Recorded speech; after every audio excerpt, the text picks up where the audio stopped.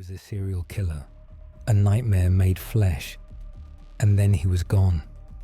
Not arrested, not found dead, not even exposed by an accident or a last-minute clue. He simply slipped out of sight and out of reach, leaving a city to talk to itself in the dark. This is not a victory march or a courtroom scene.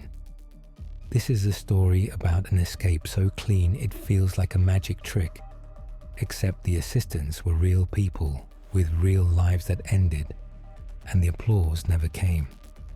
If you want closure, this will not give it to you. It will give you a shadow that once had a pulse and now seems to live only in the corners of memory. It will give you a city that still looks over its shoulder. It will give you a phantom who might still be out there, or nowhere at all. Please tap like if this story kept you hooked, and subscribe for more dark mysteries. Drop a comment telling me where you're watching from. I love seeing the map light up. This is a fictional story created for entertainment. Any resemblance to real people or events is coincidental. The city was not special. It had a river, a bridge, and long blocks of brick row houses that caught late sun like old coins. There were corner stores with neon, bus stops with old flyers, and alleys that smelled like rain and dust. People had their routes and their habits. They trusted the routine because routine keeps the day moving. That is how it began.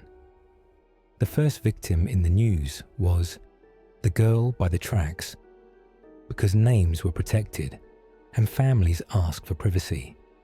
She was 19, a student, fast walker, headphones in her pocket, not her ears.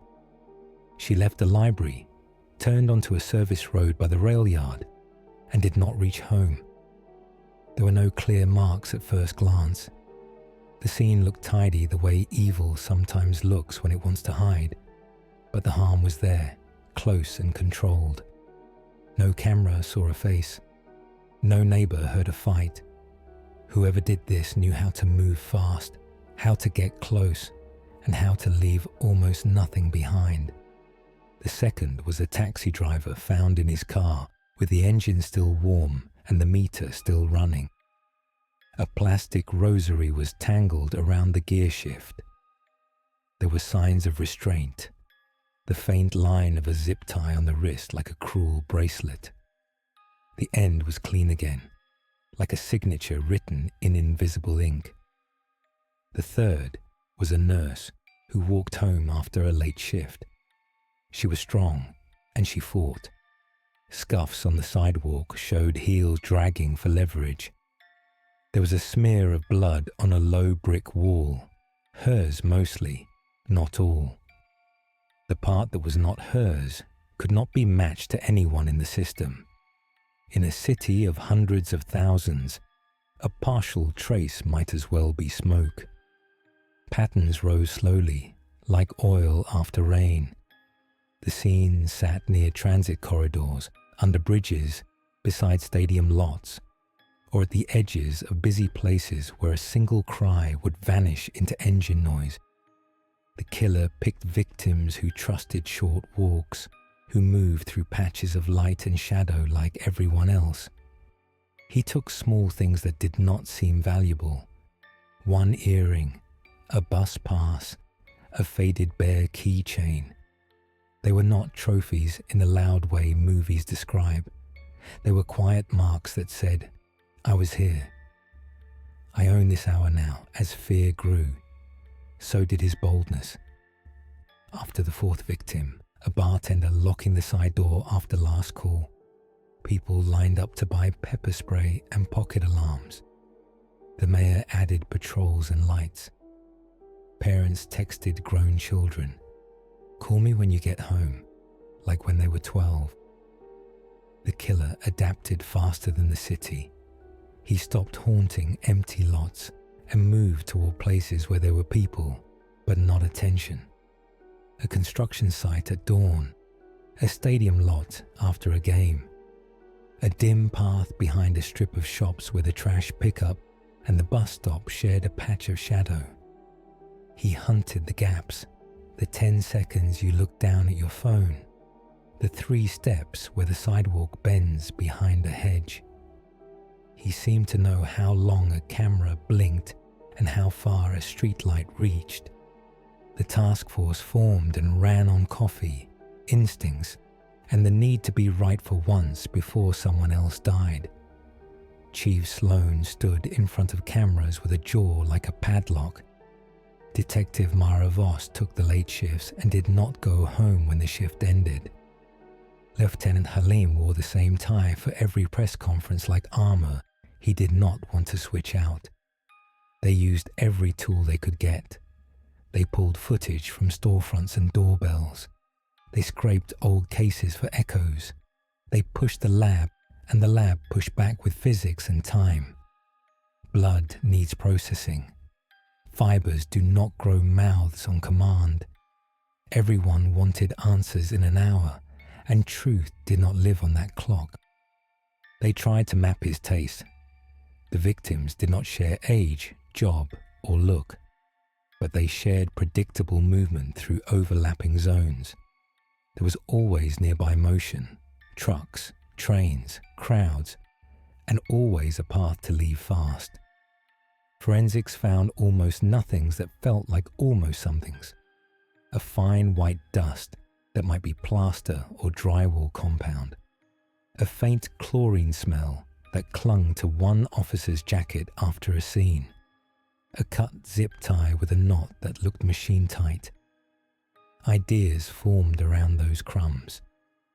Maybe he was a contractor who used empty buildings and knew how to wear the city's skeleton like a coat. Maybe he was a cleaner with keys and bleach, and a habit of leaving surfaces that never talk. Maybe he lived near the water and used it as a sink. The police put up billboards that said, "Call if you see this, and call if you heard that, and call if you know someone who changed." Calls poured in, hot with anger and fear. Ex-boyfriends with grudges became names in a column. A man who walked his dog at strange hours became a line in a file. 100 men with a phantom for 10 minutes each, and then went back to being regular problems or no problem at all. The nickname stuck because names make fear easier to say out loud. The Phantom. Reports used it. People repeated it. The killer accepted it by continuing to make it fit. There were near misses that still make breath catch when they are retold. One night, a patrol car rolled past a warehouse and saw a dark van with the engine warm. The officer noticed, circled the block, and came back to an empty space and a bottle cap still warm where a hand had been. Another time, a city camera caught a figure crossing the river at 3:07 a.m. with a duffel that barely swung. The same camera saw the same figure coming back minutes later with a slack bag that looked lighter. Divers went into the river after sunrise and brought up junk with stories. Old tires, a broken safe, the bones of a bicycle. But nothing that carried a human name. Voss later said she felt him once in a stairwell after a shelter alarm tripped. She moved with her light up and her gun down, and the stairs smelled like wet stone, and a cleaner you use when you're trying to erase a smell. A cold draft touched her face. The roof was empty. The city was a flat map of windows, and nothing waved back. Pressure rose the way summer heat does, slow then suddenly everywhere. The mayor promised more. The union asked for patience. Families wanted something other than patience. They wanted a name and a face and a reason to sleep for more than an hour. A big clue almost broke the case. A pawn shop owner called to say a man had sold a handful of small items in a hurry.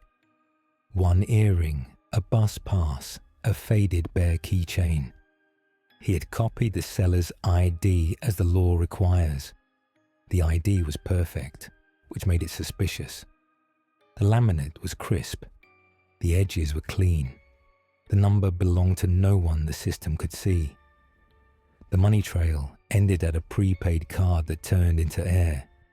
They tried a bait operation. Officers walked repeat routes dressed like likely targets. They waited for the Phantom to repeat himself. He did not. He changed times. He changed streets. He passed one officer so close she felt a pocket of cold air, and he kept going like he had practiced the walk in a mirror. Then, without a warning that anyone could read, it stopped. 2 weeks passed. 3. A full month moved through the city like a held breath. The killings had followed a rhythm for 11 months and 11 days. Now, nothing. Nobody by the tracks. No taxi that did not reach its next street. No nurse who failed to arrive for a shift. It was the kind of quiet that feels like the space before a thunderclap. The task force called it the quiet and did not trust it. They checked hospital logs for unidentified remains, arrests in other counties, bookings with strange notes. They scanned obituaries for a man who did not belong. They asked labs about backlogs and heard the same answer. We are working. We do not have it yet. They walked old scenes to see if memory would give them a new angle. It did not. 3 months became 6, and the task force met less and in smaller rooms. Other crimes demanded beds and hours and attention. Resources drifted with the weather of public fear. A vanishing leaves a different scar than a capture. A captured killer becomes a file, a sentence, and an end date.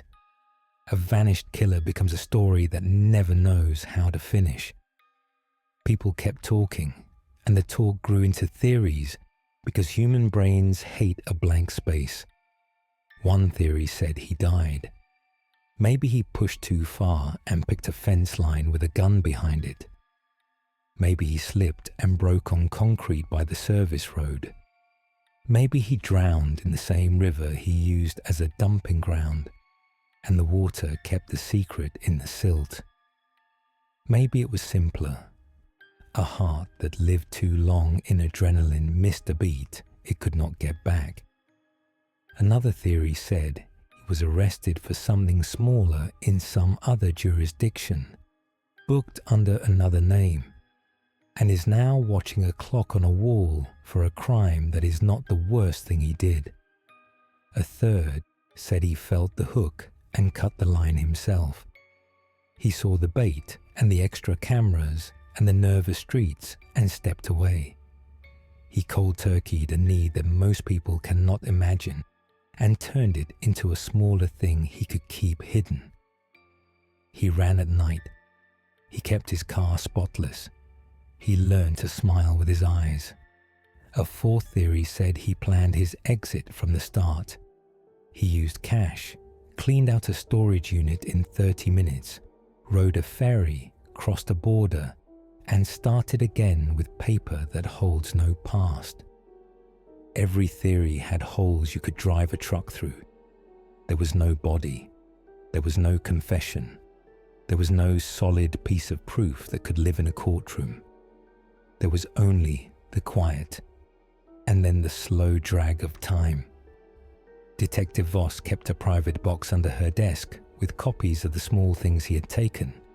The earring, the bus pass, the bare keychain. Only photos, not originals. She did not tell anyone she held them sometimes like worry beads. Almost a year into the quiet, she received an unsigned note with no words. Just a scrap of white plastic, the tiny cut end of a zip tie. Was it him, or a cruel fan of the myth? The lab said it was plastic like any other plastic. It could have come from a toy.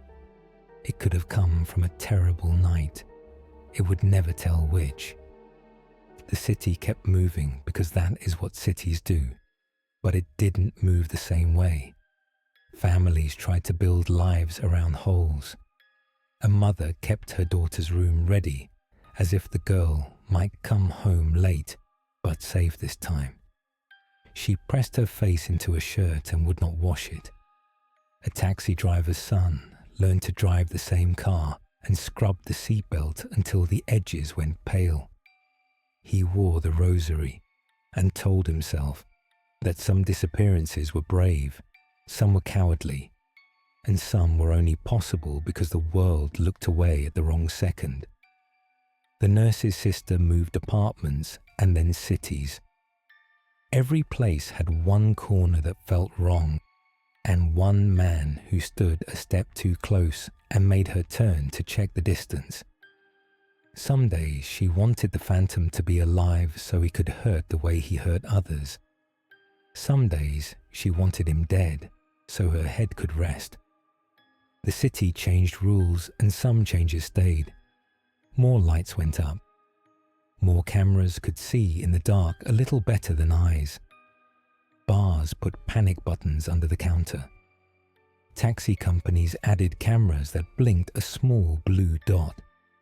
Hospitals arranged escorts for late shifts. Experts on television talked about the few killers who stop. Some get sick or old. Some find new rituals that take the edge off. Some marry and perform normal life like a long, careful play.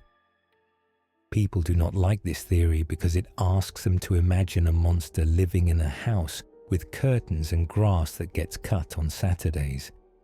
But the theory stayed because it fit like a boring shoe. More theories grew vines. A new identity is easier than it should be. A careful person can build a life from data if he takes time and knows which cracks to press. A foreign escape is simple enough with cash, a backpack, and a passport that passes a quick look. He could be the quiet worker in a hostel lobby who remembers everyone's name and gives no one his own. He could be the steady man on a job site who never misses a shift and never makes a friend. The most unsettling theory said he did not need to leave or change anything big. He might have simply stopped. He might buy milk and nod at neighbors and throw a ball for a dog with the same measured arm he used for other tasks. He might sleep most nights. He might wake sometimes with a hand tight on the sheet. He might breathe until the urge turns into dust and then get up and make coffee. The police did not mark the file closed because it was not. They called it cold. They reopened it when a new grant arrived or a new technology promised a new kind of look. Every few years, a younger detective pulled the box and thought maybe the old pattern hid a new pattern that only new eyes could see. Databases changed. The old partials ran through new nets. Matches came up with small fish that had nothing to do with the river they wanted. Phone numbers in the file had new owners who said, "Wrong person," or old owners who said, "I can't talk about that anymore." The file got heavier with copies and lighter with hope, and then heavy again when a rumor made the rounds. An anonymous tip about a storage unit out by the highway. A call about a man who cried in his sleep in a boarding house. A message about a foreign prison roster that might hold a face without a name. Nothing held long enough to stand. Mara Voss retired 5 years after the quiet began. She did not move away. She bought a small house near the river because she refused to give it to ghosts. Some mornings she walked the bridge at 3:07 a.m., the hour the figure with the duffel once crossed. The air bit at her cheeks. Trucks hummed on the far bank. She told herself the phantom was bones in silt or breath in another town, and that both could be true because truth has more than one room. On a shelf in records, the case lives among other cases that also do not end the way stories should. Some pages carry coffee stains and fingerprints from officers who are now grandparents. Some margins hold short notes in frustrated pen. Some photos look soft from being handled too often.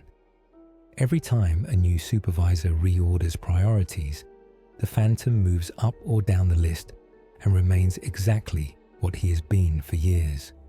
A problem with no edge. People told the story at late hours the way people tell stories that help them feel ready. Parents used it as a reason for rules that seem strict until you remember the world is not gentle. Teenagers rolled their eyes, then checked their phones, then texted on arrival because even skeptics like to make their mothers breathe easier. True crime classes used the case as a puzzle. Podcasts used it as a hook. An industry grew around the title Unsolved because unsolved makes the heart tap faster and the mind start picking at threads. The city hated that, but also understood why it happens. We seek patterns because patterns feel like railings in the dark. The legacy of a killer who disappears is not a statue or a headline that ages and gets thrown out with old magazines. The legacy is the way a neighborhood looks at itself differently. The legacy is the safety meeting that no one skips now. It is the new light over the alley door. It is the bartender who takes a buddy to the dumpster as policy. It is a taxi co-op that installs cameras and shares a hotline number. It is the quiet that does not feel like peace, and the knowledge that some endings do not lock up. For the police, the case became a lesson with teeth.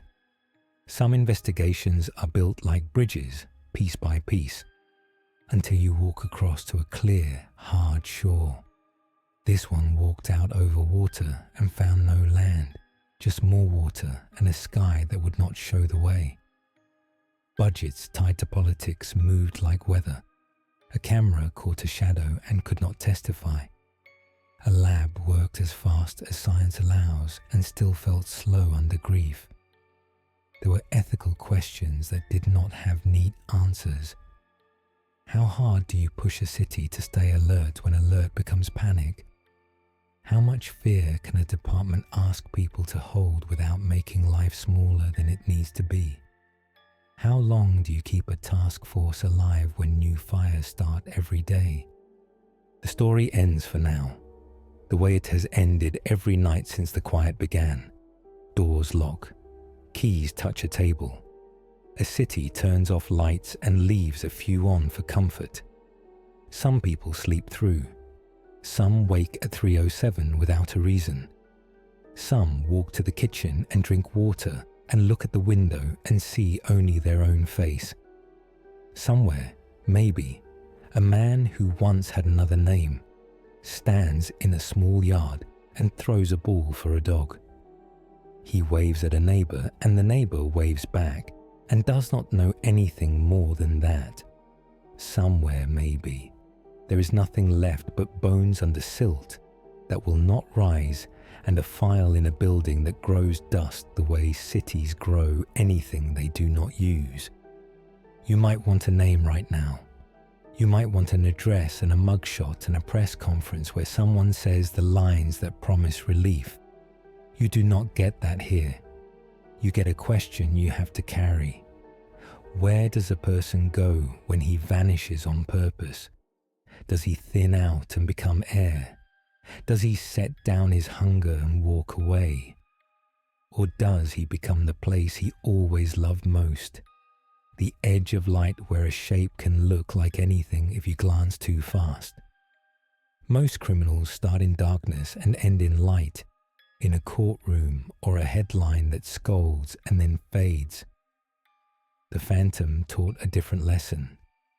He taught that some stories do not end, they just stop. He taught that we love endings because they make us feel safe, and that bravery sometimes means living without one.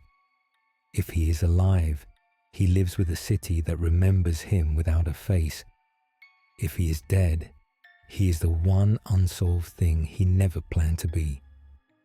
The bridge still stands. The river still moves. People still walk home and call when they arrive. Somewhere, a patrol car rolls past a quiet block and the officer notes a dark van and circles back and finds nothing. Somewhere, a mother turns a shirt over in her hands and presses her face to it and decides she will keep pressing until the smell is gone, or until she can breathe without it. Somewhere, a detective drives home and promises herself she will try again tomorrow, even if tomorrow has no new answers. And somewhere, a story breathes without speaking and waits for someone to either close it or accept that some doors do not shut. That is the truth the Phantom left behind. A ghost in the shadows, an echo without a name, and a city that learned how to live with both. Thanks for listening. See you in the next episode.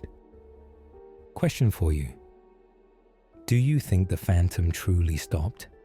Was arrested under another name, escaped abroad, or blended back into normal life? And bonus, remember the exact time the bridge camera caught the figure with the duffel? I'll be looking for that answer in the comments. Case closed. Archived in the synthetic vault. If you dare to return, the next file awaits. truecrime.exe. The line between fiction and fear.